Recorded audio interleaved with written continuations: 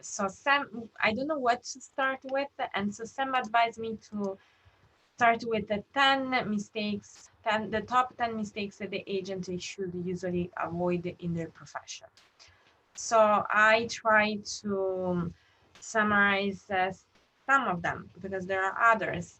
And then I came across, for example, I don't know if someone has done the power sale, and then I came and then I will see what are the mistakes here, assignment agreement, and the purchase and sale of the business, the status certificate, the general purchase of or the lease agreement, and especially some problem some problem the agents incur is to reviewing the title and easy mint errors. I receive a lot of requests from my agents when they are offering property to their client.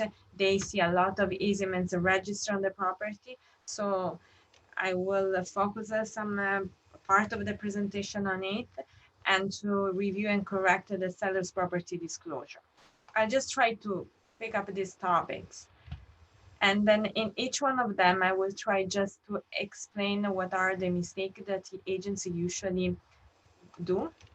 So, for example, in the power of sale, the power of sale is when lender lends his own money, he registers a charge on the property.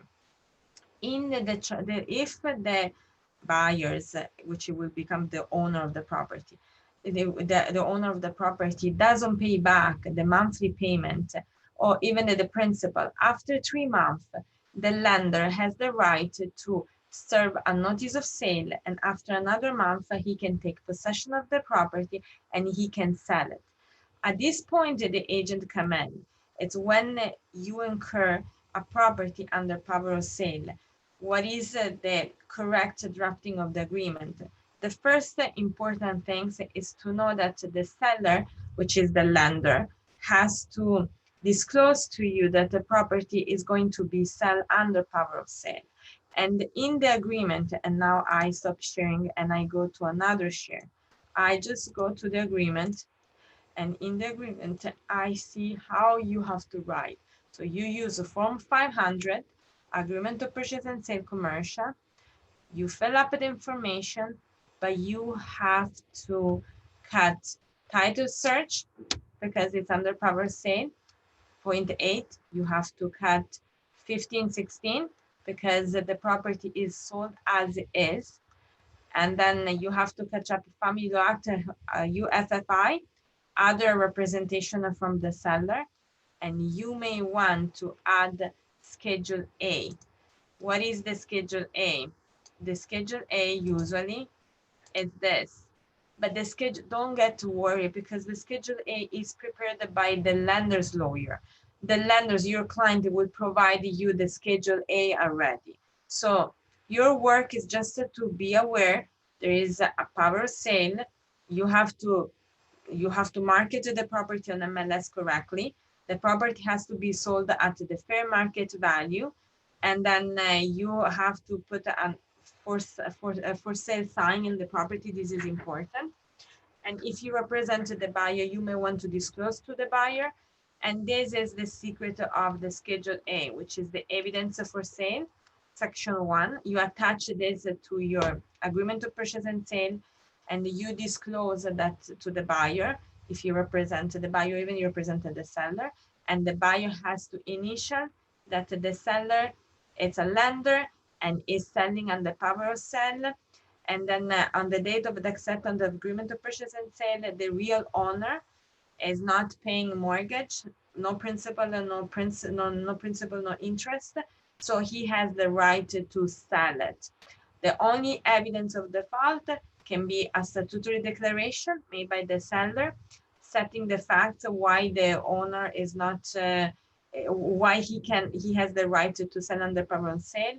He can provide you a copy of the notice of sale, and he can give us some quick information. This is the important thing in Schedule A. The condition of the property is as is. The lender doesn't know the content of the property, the status, so he will just give the property in the way is it. and then it doesn't give any representation. And another important thing you have to know, it's the clause for the termination or to the extension. It can happen probably between the lender, maybe the original buyer and the original owner wants to pay back the mortgage or wants to save the property. So the lender may have the right to extend or to close the transaction without any damages. This is simple standard. So when you incur, when you have to sell a property on the power of sale, or you have to buy for your client pretty standard agreement to purchase and sale, ask the lender, if you represent the lenders as a seller, ask him Schedule A, and then it will be, the lender will provide a Schedule A like this to you. You just have to know that he has the right to terminate or extend the transaction without penalties, that the fact that the property is sold under power of sale has to be disclosed to the buyer, and the property is sold as is without any type of representation. That's it. This is the straightforward. Then I go back to the, okay, I have a chart. 1 second, I have a chart. We're gonna see share screen. Can you see the screen now? Can you see the screen now? Tell me if I wait on it. I can just share back. Like okay, now yes. Okay, if you want, I can just okay, perfect. Look at that. I can just go back. Okay, this is a share screen. I just wanted to show you that when you don't be scared when you want to sell a property on the power of sale. There's nothing to be scared. Like honestly, you just use a Form 5, the agreement, and you just fully aware that I believe everyone is saying Schedule A now. The lender's lawyer who's going to sell will provide you the Schedule A. You don't have to do anything. They will provide to you because it will be the previous lawyer who will provide the Schedule A. You just have to know this is the most important thing, that there is an evidence for sale, that the lender is saying that he's selling under power of sale. The property is sold as is, and there is a clause for the extension or termination of the property, of the closing, because the original owner may want to sell the property. Okay. How do you get? Guys, you get it through lenders. Lenders, the bank, there should be a department at the bank that there are many power sale. The bank has many clients in the mortgage department. There should be someone who can help you out because there are many clients who cannot pay the mortgage, or you can find a lot of private lender.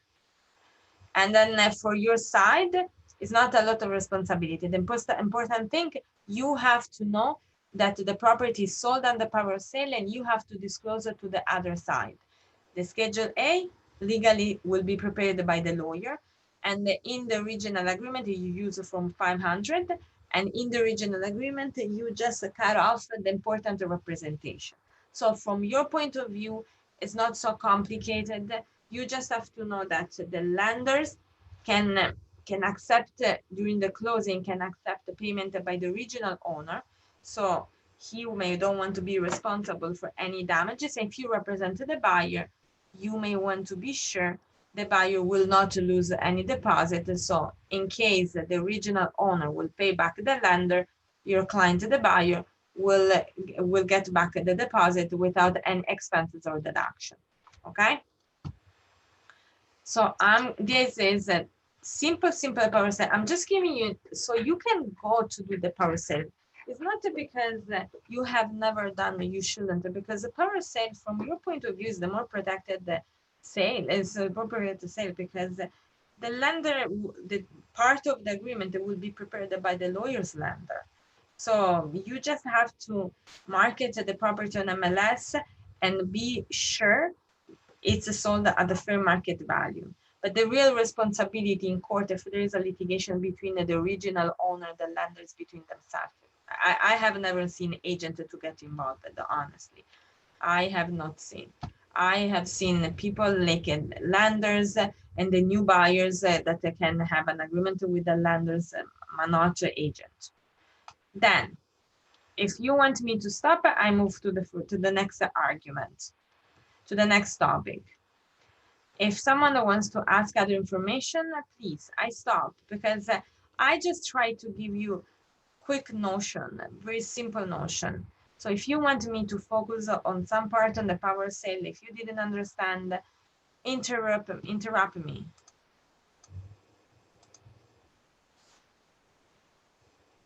Okay, I believe everyone is seeing now the new slides.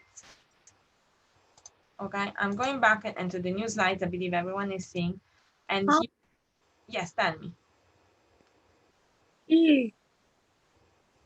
You tell me what's going on. You want to ask me information?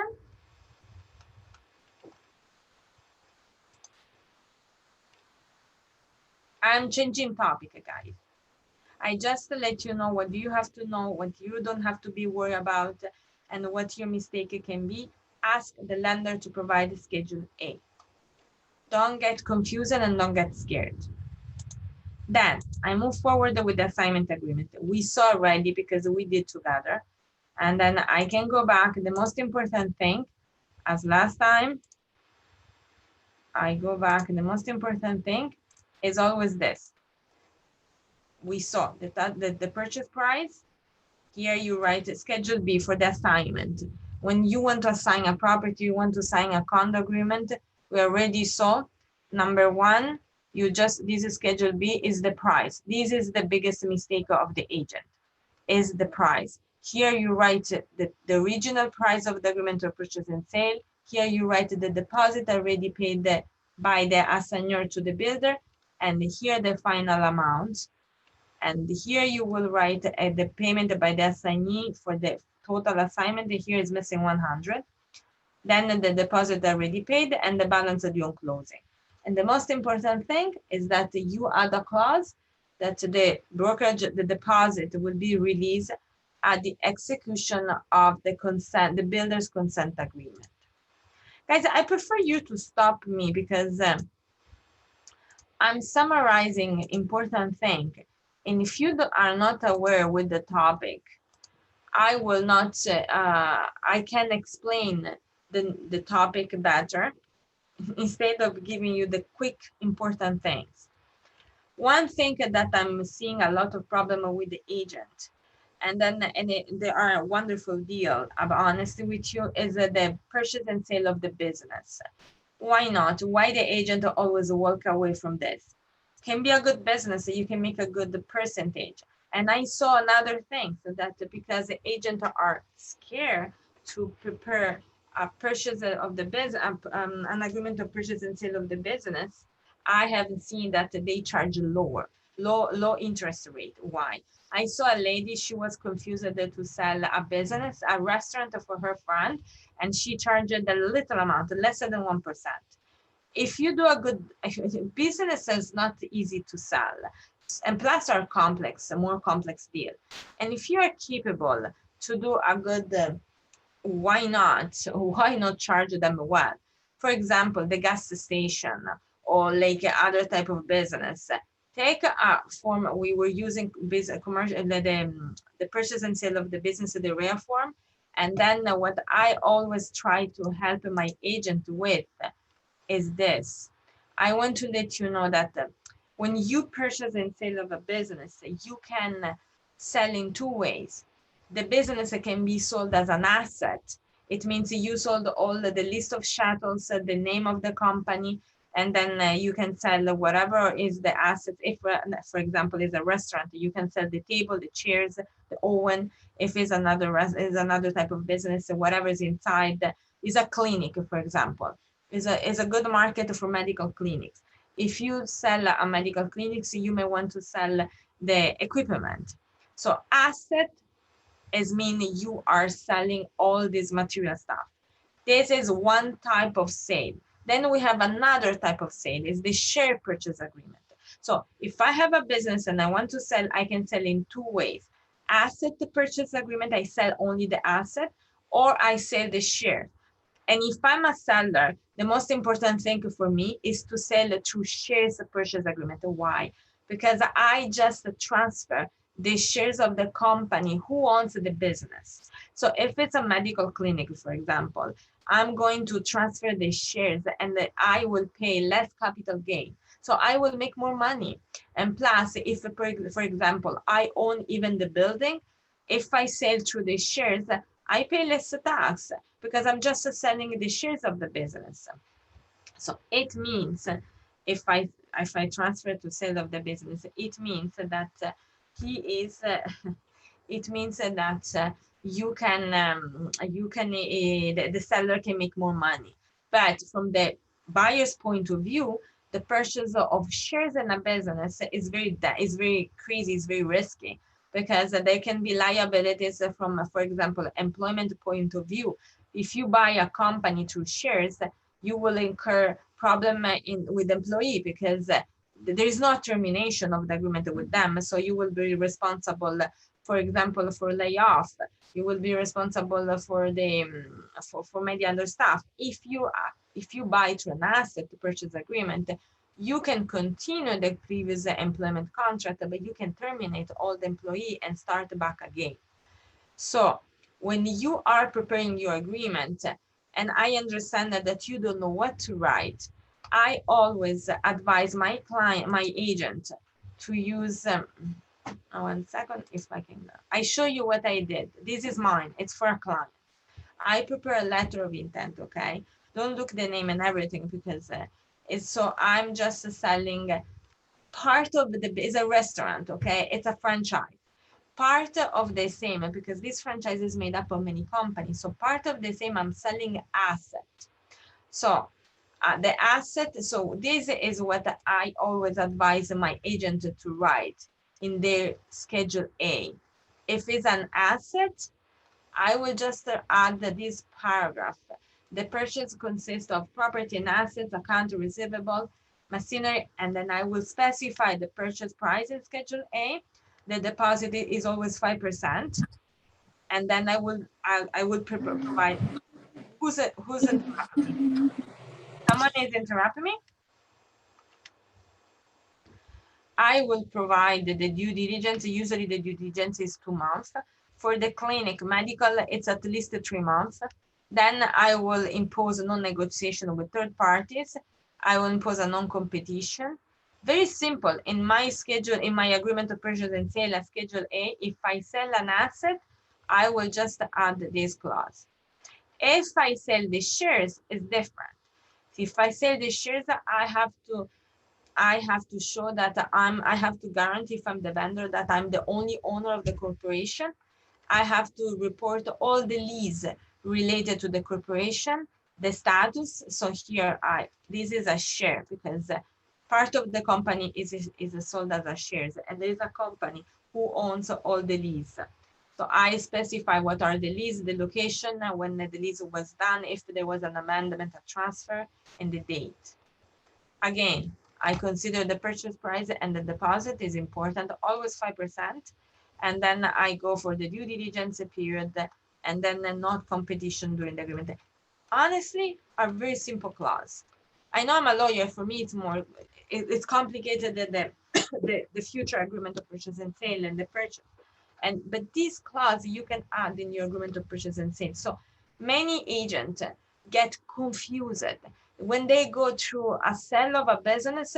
They got panic. I don't know why, because you can just most probably when there is a sale of a business, usually you can put even a clause, the lawyer's review and the lawyer's approval, because the lawyer will put, for example, for the gas station, we always prepare a second contract right away. And then for other business, we can prepare a letter of intent. So, or you add the simple clause, which I advise, you specify if it's an asset purchase agreement, or if it's a share purchase agreement. Asset, you say the same. Share, you say the shares of the company. And from the seller's point of view, is the best deal you can provide to him, because he will pay very little amount of tax on capital gain. And if the company owns building, they will not be transferred they will not be free for transfer. This is what I always came across with. So there is a lot of work outside. don't step only in selling a house and selling a condo. There is business outside that you can easily make money on it. Gas station, there are 7 million, 8 million gas station. One gas station, 7 million, 8 million. You can easily prepare a simple agreement to purchase and sale. You can add a clause if it's an asset in this way. And if it's a share, the other way, you guarantee the company, you make some clarification, and you always ratify the purchase price and the deposit and the due diligence period, and then you let the lawyer to finish your work. Just a simple clause, the lawyer review. Then I go back here. There are questions. Stop me. I'm here to review these things with you. So if you have never done a business sale, tell me. I'm here. I will explain how to do it. I just catch up the most important thing in this presentation. So I don't mind to go back and to answer your request, especially I think some of you came across to sell a restaurant. You can get confused. So maybe this presentation or part of my letter of intent can help you in writing the agreement. I move forward to the next topic. Okay. I go to the status certificate. Okay, status certificate we saw together last time. You always look if you have to, because then you send to the lawyer, but the only thing you have to see if there are litigation on the file. Status certificate is when you sell a condo to your client, or you are selling a condo for your client. When you want to review the status certificate, the most important thing you want to review it is if there are claims against the condominium, if there are many litigation files. What is the amount? They can be even 20, but maybe the amount is $500. So check eventually. You don't see the status certificate, but you can ask information or clarification. Then you have to see the reserve fund. If the reserve fund is too expensive, if it's low, you have to check the reserve funds. If it's low, you have to inform your client that maybe the common expenses will be increased. And then another thing, you have to see if the common expenses, if there are arrears. Then let the lawyer to do the rest. But these three things you can easily review in the status certificate when you are buying a condo, you are selling a condo for your client. The unit we review already pre-construction. I know that now there is a war outside for pre-construction agreement. I told you already, you have to ask that your client, if you're buying in pre-construction for your client, you have to ask that your client has the right to lease the property during occupancy, because you know that the pre-construction, then there is the occupancy period, and then there is the final closing. At the occupancy, you want to make sure that your client can increase the deposit, because the occupancy fees, monthly fees that your client is going to pay, are calculated as part as a flat fee and part as an interest on the final amount. You may want to be sure your client is going to have the right to lease the property during the occupancy, and plus you want to be sure your client has the right to assign the property and at what condition. So you may want to negotiate the condition with your client. You want to be sure your client is paying less fees for the builder's consent. Then what also lately, one thing I came across lately, and I'll be honest, as a lender's lawyer, and it's very recent, and I'm seeing it recently in the last few pre-construction agreement I haven't seen before. What I have seen is there is a clause that impose the buyers to accept the title as is it. I will let review that clause, because I was the lender's lawyers a few days ago, and there was a title that I reviewed the title and the parcel register, and I saw 29 instruments registered on title.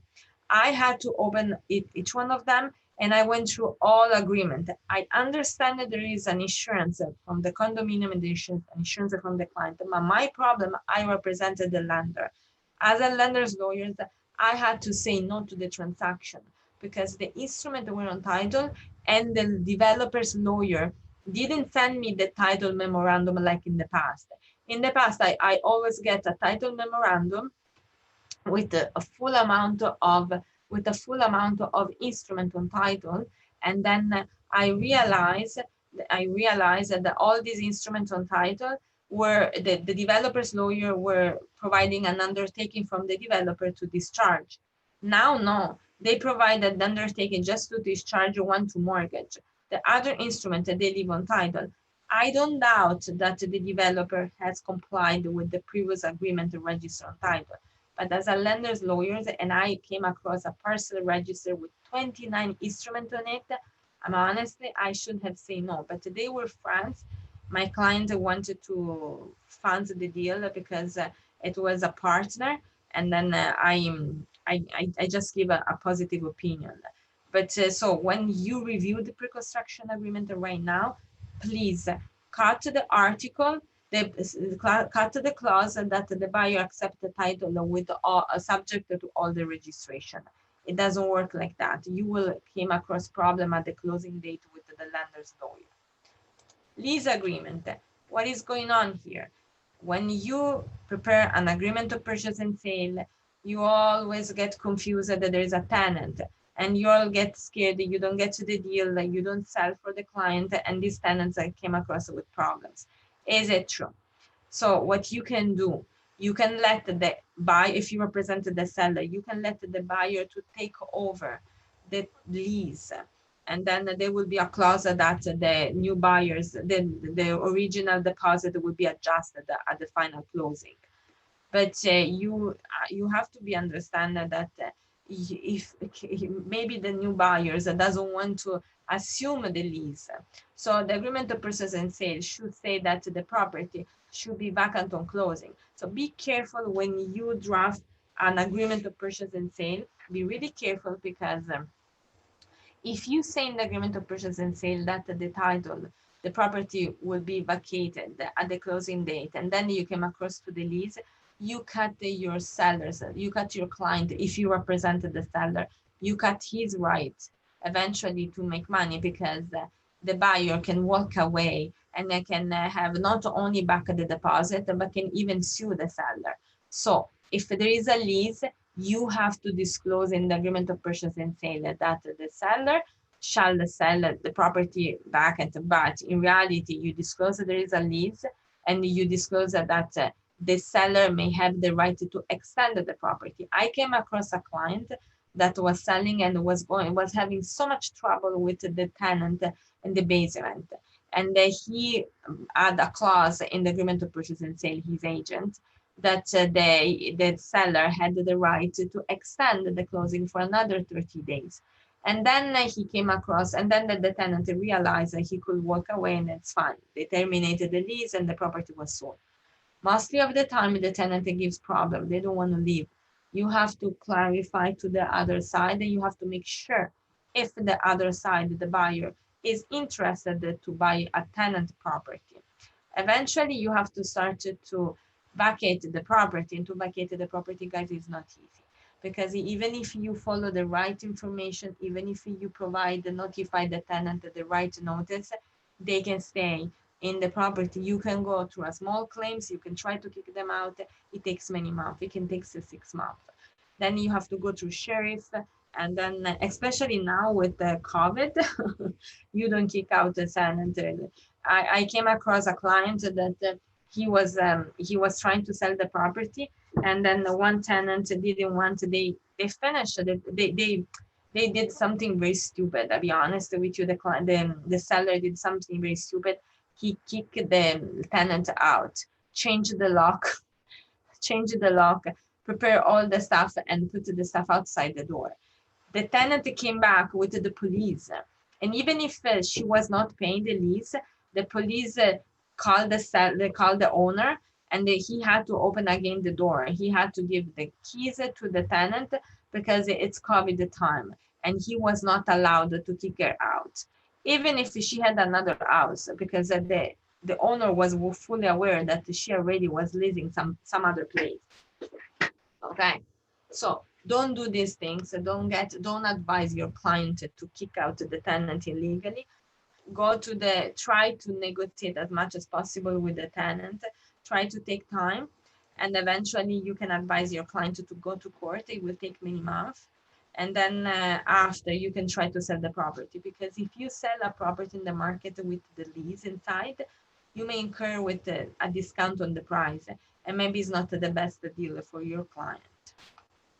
Then I have here, you are aware that the agreement of purchase and sale is binding on the party, and then you have to understand each single terms of the agreement of purchase and sale and all the condition and the terms you are asking.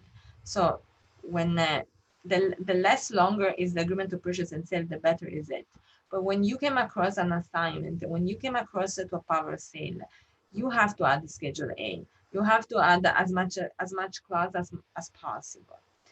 One problem I came across is the failure to review title. Lately, I had problems. You know what? I came across problems with people, estates. I don't know why everyone lately, in the last few months, I don't know, COVID time, a lot of people wanted to sell estates property. What does it mean? It means that the father or the mother passed away and the property is still under the previous owner's name.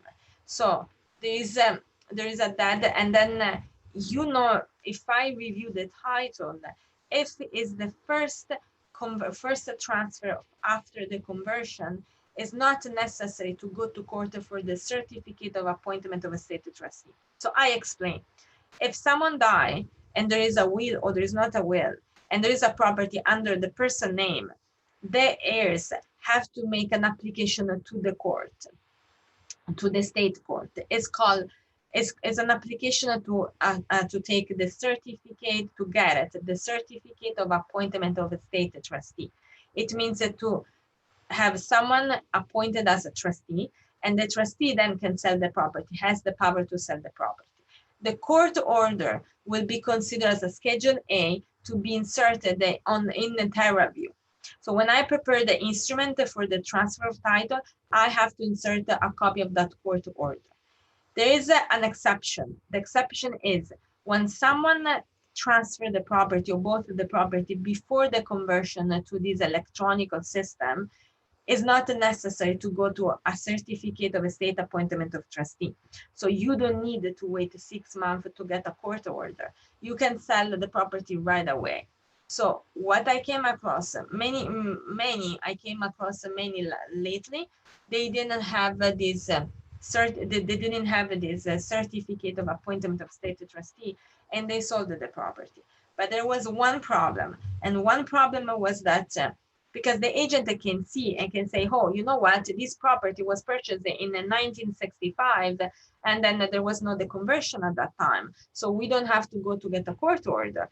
It's amazing say like that, but it is not always the same case, because once happened to me that there was on the right side, it was written PIN converted, so there was the conversion of the PIN. So that small little things in the parcel register forced me to go for a certificate of appointment as state trustee. And that there was a problem that the property was sold already. I got the certificate like in 2 weeks. Usually you get 6 months, 7 months. I got in 2 weeks, it's fine. But so when you came across with an estate, first of all, in the agreement of purchase and sale, you have to write as a seller. It's not Sam or Katrina. The seller, you have to write estate of Sam or estate of Katrina. This is the correct wording. Then it's fine. The agreement of purchase and sale, you can easily write in the way you are always writing. Is only the seller's name have to be corrected. And then you have to go and check the parcel register. Even if your lawyer is going to say, hey, no, it's the first transfer after the conversion to the electronic system, so you don't need to get a court order, check the title, the parcel register, and you have to see in the right side if it's not written PIN converted. If there is conversion of the PIN, you need the court order as well. And be careful, you can come across the liabilities because you are selling a property without a court order. There is liability. So when you review title, you may want to see if there are mortgages on the title, okay? Because if a property is worth $1 million, you have to be sure that you get $1 million to pay all the mortgage. If it's a power of sale, it's different. You just, it's totally different story. But if it's a normal property, sure, guys, you have to be sure you have a right mind to close the deal. Otherwise, you are not going to close the deal. So if one client comes to you and say, hey, I have a nice property, it's worth the $5 million, I want you to take care of it. You will go and see how many mortgages are on the property. And if there are 6 mortgages for $8 million, guys, the deal cannot close because the seller has to have sufficient funds to close the deal. But you can see if there is a collateral. Be smart. Check the mortgage. Check if there is a collateral property. It means that you are selling one property value $5 million, but there is another property, so there is a collateral. Another property was used to guarantee. So you go to sell both of the property together or a bit separate, or you're going to check if the collateral is already taken care to the sale of another property. If I'm not clear, stop me, because this is important. The power of sale has to be someone who does power of sale. Assignment, the people that want to do. But this is a problem that you encounter in each closing every single day. Every single day you will have a problem to check the value of the property, to check if there is enough equity, even to pay yourself, because there should be enough equity to pay the real estate broker commission, and if there's enough money to pay the legal fees and all the mortgage. So I came across an agent. She was going around to sell a property, and the property was full of mortgage because the property there was not only the mortgage on title, but funny thing, there were execution against the person. So on title, she saw the property was worth at 1.2, and then there was 900, the 1 million mortgage. But then she didn't know there were execution against the lady. And this you have to ask your lawyer. The lawyer you are working with has to check if there is an execution against the owner of the land. The execution, it means there are litigation pending with a certain amount, or there is another or there is a litigation. They were successful against your client, against the seller, and so the seller owes the money. Or CRA, it's the best.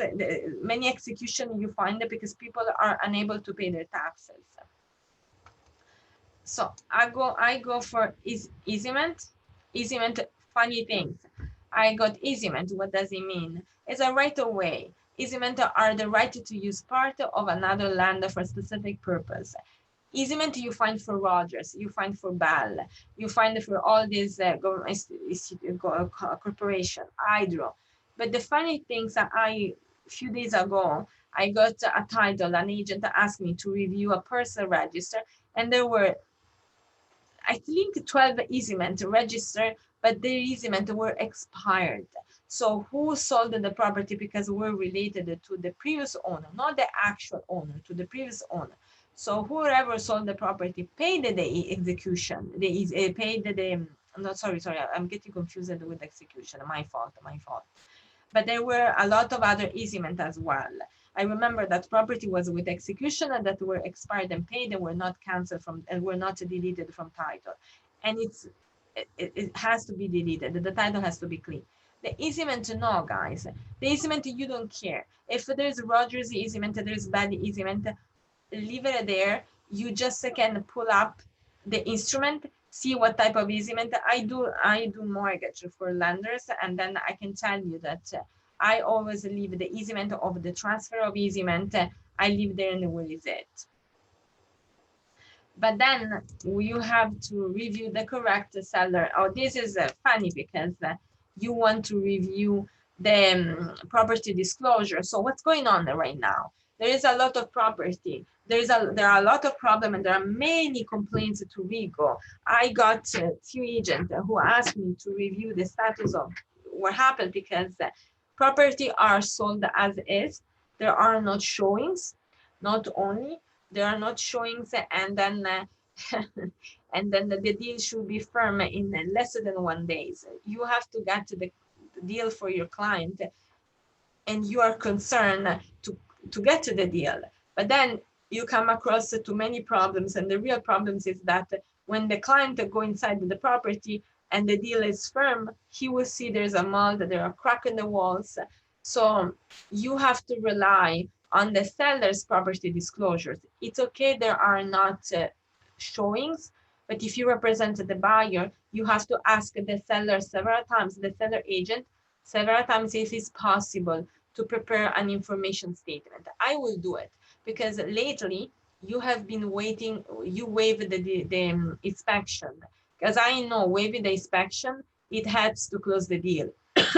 But the inspection is important because as an agent, guys, if you don't disclose it to your client, the buyer, they are cracking the wall.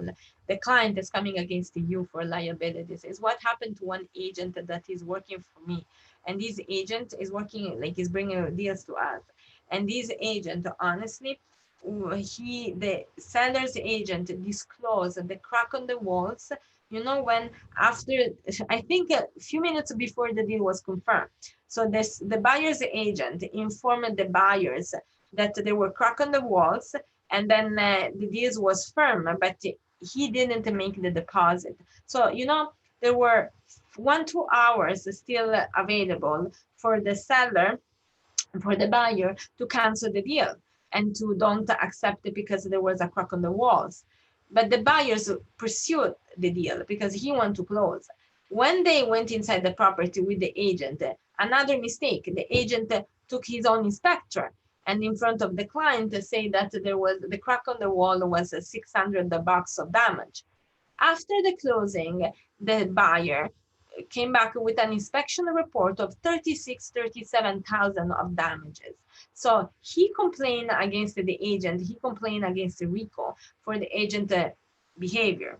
What I'm trying to say is, like, if you represented the buyer, I understand you want to waive the inspection in this period, but be careful with waiving the inspection. You may want to be sure that your client is not going to sue you. So get a disclosure statement from the seller. Try to get a written disclosure, send to your client, and even if you get after the deal is confirmed before the deposit, write it to your client and say, hey, you can even we can try to cancel the deal if you don't want to proceed because there is this crack on the wall. This is what the agent didn't do. And plus, unfortunately, the buyer was the first home buyer. So the agent should have been more careful. I believe that these are the most, these are more the problem that I came across lately. And then especially with many execution on title, people are concerned, especially with this disclosure from the seller. Tell me what to do. You may want to, I hope I have been clear. Like, it's nice to interact with you. So I prefer to have as much question as possible as usual.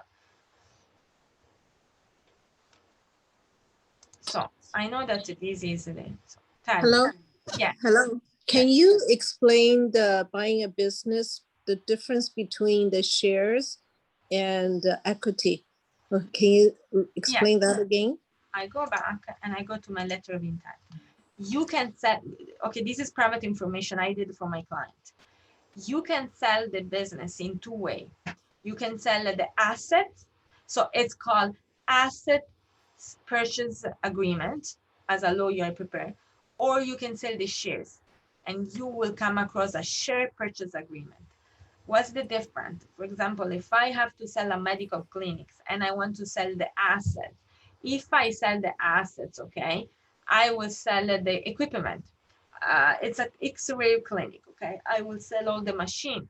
I will sell the table. I will say it's like I will sell the accounts receivable. What is still owed to my company from previous client. I will sell other goods and supplies are in the business. But if the new owner wants to have my actual employees, most probably he will terminate the previous contract and he will come back with a new contract. This is asset purchase agreement.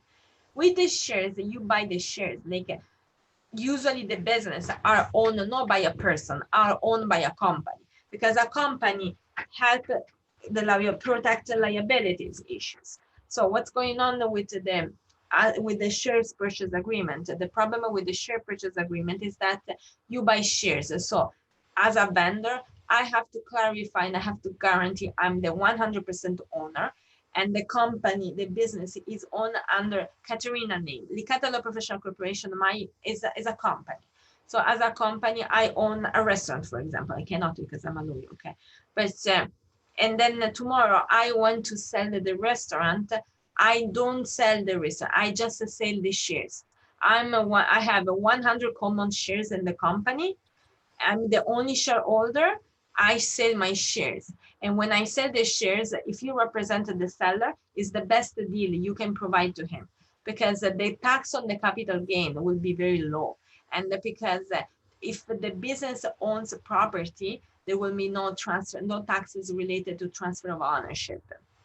There will not be land transfer tax. There will be less tax amount. But the problem is, who's buying doesn't like the share purchase agreement, because who's buying is going to have all the liabilities of the previous owner. So I tell you even the tricky way to sell this type of business, because I usually came across it with medical clinics, okay? So what's going on is that if I'm the buyer and the seller wants to provide me the share purchase agreement as a share from as a seller, it's okay because I pay less. As a buyer, I will assume all the liabilities. If tomorrow CRA is coming against the company, I'm responsible for the previous behavior of the owner. And then the employee, for example, I have 30 employees. I have to maintain the same employment agreement. I cannot terminate. So if tomorrow I want to lay off an employee, I have to pay the fees and the responsibility for how many years the employee has been working for the business, not for the 2-3 months I have been the owner. So what do you do on the price point of view? You're tricky because you want to close the deal and you want them. So if you represent the buyer, you may want the buyer to get an indemnification agreement from the seller, that all the liabilities related to claims and legal actions against him will be his responsibility personal, will not pass through him. From the employment point of view, for the employee, you will check how many years the employee are working for the business, because you will calculate eventually, if you laid off, how many months you have to pay the check to them. And plus, you may play game with the money, because if, for example, I'm the seller and I save 300,000 to sell it to a share purchase agreement, and I'm the buyer, I will ask him a discount of 150,000. This is a tricky point that you usually do in the sale of the business for the share purchase agreement. Stop me and I will explain you again, because this is a very tricky point in selling the business. So what is the disadvantage of buying the assets? Is it more tax and if I'm a buyer, it's the best deal for me, because as a buyer, I can terminate the employment contract. So I'm not responsible for anything happened before. No lawsuit, no claims, and no against the company and everything. If I buy the assets, I just have to pay that amount, and I'm not responsible for lawsuit, claims, or surprise. Who knows? Who knows if the previous owner has not paid CRA? So what happened with my client, for example? They were trying to sell the assets, so the buyer provoked an audit through CRA. So CRA made an audit to my client to be sure there were not claims against the client. This is what happened in a case against a client. This is if you buy the asset, but the seller doesn't like this deal because he has to pay a huge amount of capital gain. And if the company owns assets, it's not good for both of them, because the transfer of ownership implicate tax, land transfer tax, other stuff. So they may don't want to incur these extra fees. But if you buy the shares, It's different as a seller for the share purchase agreement in a company, because the company owns the business. I will buy 100 shares, which is 100% of shares in the company. I'm becoming the only shareholders. I will be liable for all the lawsuit against the company. So if I represented the buyer as an agent, I wanted the buyer to get an indemnification agreement. If I represented the seller, I will push as much as possible this agreement, because the seller is paying less tax on capital gains. He's paying less tax on capital gains, and he will not be responsible for his employee contract, and he will not be responsible for lawsuit against the business in the future. So if you represent the buyer, be smart, ask him to, you know what they do? I explain you. First of all, the price. You go to the seller and say, how much capital gain, how much taxes on capital gain are you saving? 300,000. Okay, you give me 150,000 of discount, 0.1. Then I say, as a buyer agent, I would say, hey, how many lawsuits do you have? And the seller will say, no, I'm virgin, I don't have any lawsuit. And so the buyer will say, okay, you will sign me an indemnification agreement that you will be liable for all the lawsuit against you. Third point. Fourth point, and it's more difficult, and the buyers are terrified when there are many employees, especially when you sell medical clinics with 30 employees, it's dangerous. So what the buyer will say, the buyer say, you know what, I'm concerned that these employee, I fire them, because the problem is not if they go away. The real problem is, as a new employer, I don't get along with employee and I want to fire them. If I want to fire him, I have to pay a certain fees, right? And to lay off the employee, you have to calculate how many years that they have been working for the company. So what is the amount of money that is responsible? For example, for medical clinics, the responsibility was approximately $600,000. So what they did, they were discussing to say, you know what, 300,000, a cap of $300,000 will be responsibility of the seller for 6 months. It means that the buyer can buy the business, can go in the business, and can say, if of 30 employees, he wants to fire 40 employees, 15, 16, the seller was responsible for $300,000 for 6 months. They put a cap, they split the responsibility. It's a lot of game that you do in the negotiation. I'm not going to explain you how to prepare the agreement of purchase and sale. This is my business, like it's my responsibility how to write a clause, another one. But you are there on the market and you may want to negotiate, and you may want to be sure your client is getting the business, is buying or selling. So this is our clause that help you in the negotiation between the two parties, the buyer and the seller. Thank you. If you don't understand, I explained again, because look, it was very difficult for me when I came across to sell to buy for my client the first clinic. It was difficult for me to understand. So this is all the game that you will in first position came across when you're representing someone in this transaction.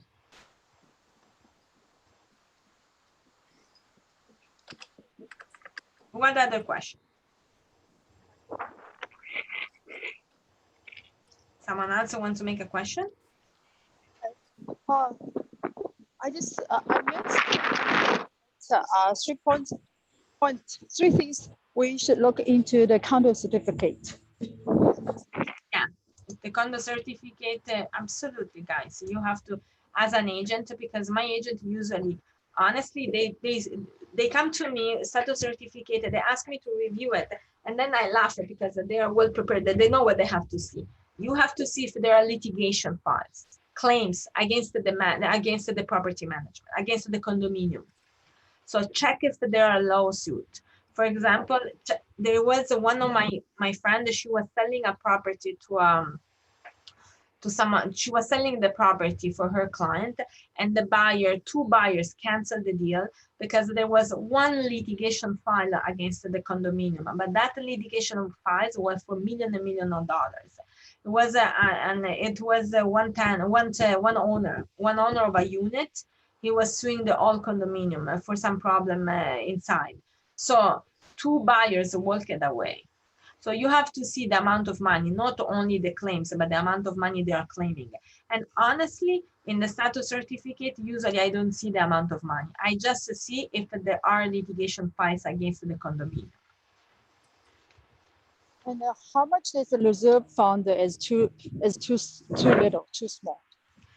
I always look at 1 million. But if it's a, can I say you something? If it's like 6 floors, it's a little condominium, 400, 500, I don't know. I don't say anything. But usually I always look at that at $1 million. And As a minimum. one is a law case, law claim. One is a reserve fund, and the other is the cost. Right? The arrears of common expenses. Common expense. Yeah. Okay. Okay. Thank you. Then the lawyer will review other stuff. It will review the financials. But this is not for you. What I sometimes I review the financials to see. You know what I look if it was like they give me financials from the previous year. So I look how much money they usually spend for the from the condominium, because you can even have. But this is what I look. I'm not saying I'm going more specific in the document. I'm reading more details, and I always compare what is a financial to another one of the previous year with the current year or the year before to check how much money they spend in the condominium. You can even have a $2 million reserve funds, but maybe the management is spending $1 million per year. Yes. Yes. It is something I always check. And then the declaration, I'll be honest, I don't go very detailed in the declaration. I just check that there are the right document in the status certificate. There are the bylaws. I just check that there are the right document. Thank you so much. What else?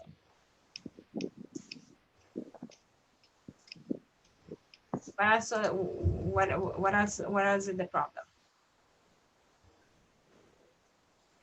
I ask a question regarding the title search. Yes. So when we put an agreement, this we rely on the title search, like usually 2 weeks before the closing. Okay. And do you think that this should be done like even before the agreement? What kind of things we should? Some agents they do it. They do it, but you always do, because what do you have? You have a special website for agent. You can look on title, who's on title in the property. Am I correct? But you cannot see, your system is not up to date. Like it's back 1 month. It's back forward 1 month. If you have a closing in the last month, you cannot see your system. But honestly, when I get the agreement of purchase and sale, I always review title. And I advise it to everyone to review title. Don't have surprise. Let your client is $30, $40, and let your client to pay. Like for example, you know what happened to me? Happened that there was an agent who gave me it was a sale. It was a purchase of a condo unit, okay? And then there were 2 buildings. You have to know that the developer can register the declaration differently. Like I, as a developer, I'm building 2 buildings, 2 tower, but I prepare one, like I appear on paper that are 2 different entities. So for one tower, I register one declaration. For the other tower, I register another declaration. So what is the point there? The point is that the guy was buying one tower and the 1 parking spot in the other tower. So when they prepared the agreement of purchase and sale, they didn't know this. So they asked the status certificate and they included the parking unit. Then when happened the status certificate, the lawyer didn't want to do the title search, which is ridiculous. Didn't want to do the title search. So he was saying that the agreement of purchase and sale did include the parking unit. It's bullshit, because he needed, honestly, he needed to see that they pull up the parcel register. He just had to, I see a question I will answer. He just had to, I'm honest with you, he just had to open a TerraView. And then when you open TerraView, you just see that there are 2 different entities. two different towers, two different declaration, two different condominium.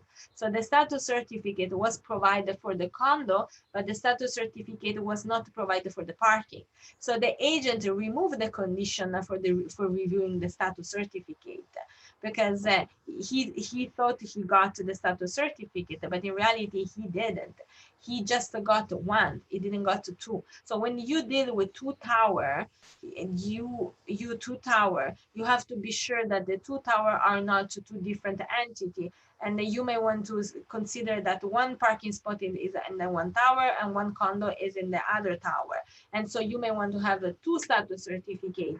And if you review the parcel register, you will see that. You will see that the condominium was registered under two different names. It means that there were two condominium, there were two different entities, two declaration, two condominium unit, two condominium, and two different parts. And plus, I came across, for example, one lady, and then I appreciated this agent. She was trying to purchase a property for the client, and she saw, I was telling you in advance, when I made I made a mistake, like there were 13 execution on the property. She freaked out. 13 execution registered on title.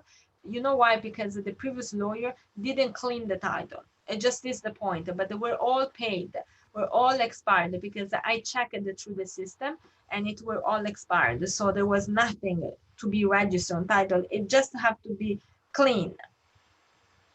Just ask the land register office to delete the instrument. There was not this request. And then I always see I always review the parcel register. You never know what surprise you can have. Sure, I advise you. It's $30, $35. Don't be cheap in these things. You just avoid the future problem.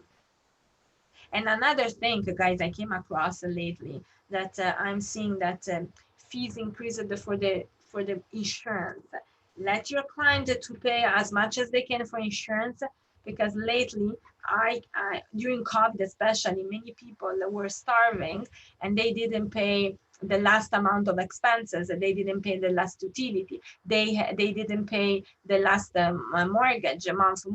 monthly payment for the mortgage. So there were debts on the property. And then my client was crazy, was freaking out, unreasonable, but we activated insurance right away. So be sure that your client is purchasing a title insurance. Be aware, because it's not mandatory. There can be a legal opinion. The lawyer can give his opinion. I advise it to buy the title insurance, to not go for opinion. There's another question.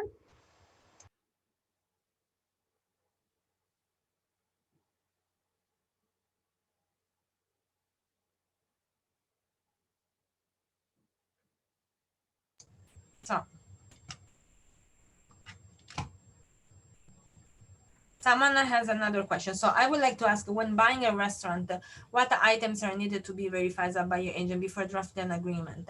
Okay, first of all, the items in the restaurant, guys, is the list of shuttles. There's the oven, there is there is all the machine you can see inside the restaurant, and plus another thing, accounts receivables. The restaurant may sold the property in the past, in the last few weeks, and they haven't got the payment. So you have to be aware about the accounts receivable, what is going to be paid in 3 months, and then the same should be discounted by the price.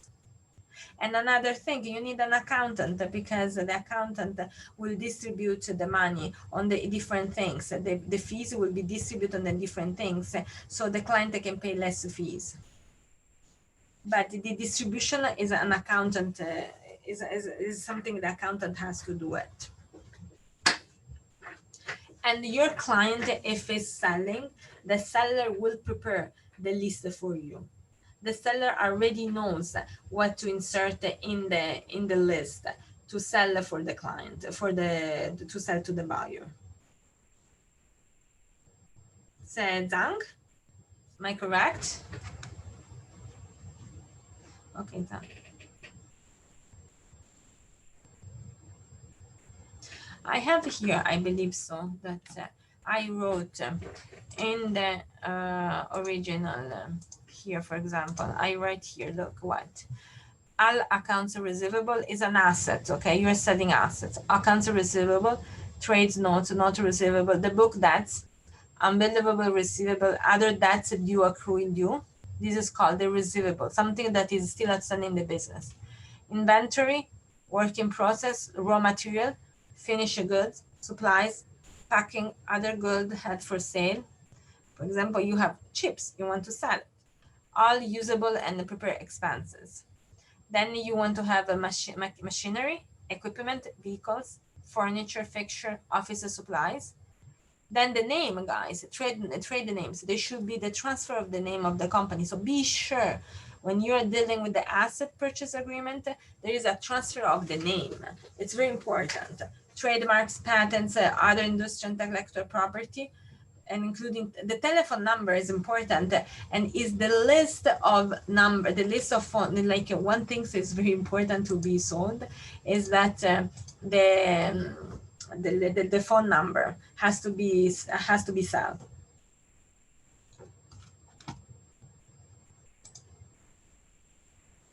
Do you have other question for me?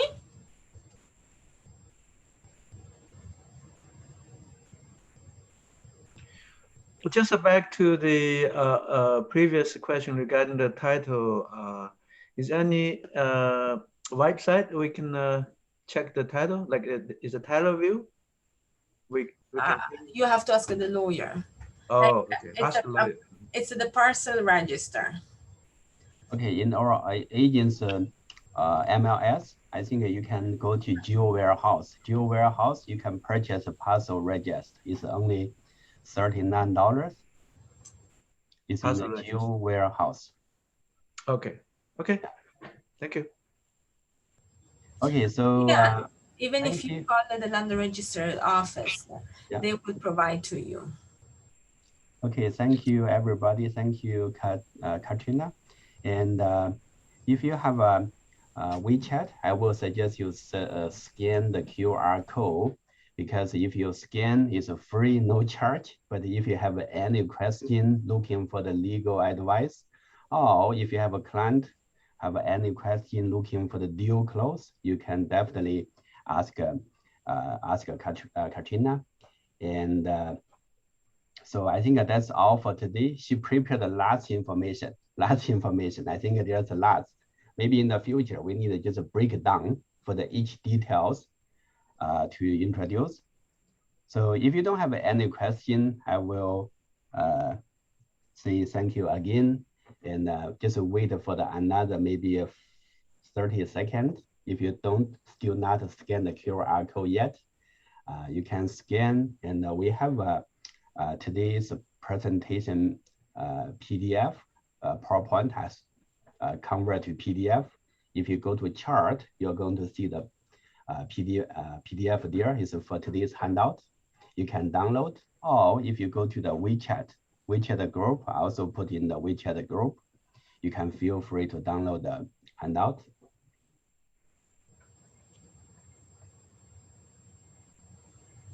I'm checking and that the people are joining. Yeah, we have 24. We have a 24.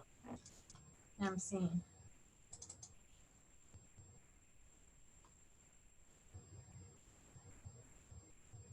Okay, so I think that's all for today, and thank you again. And maybe I will see you next time. Thank you. Thank you.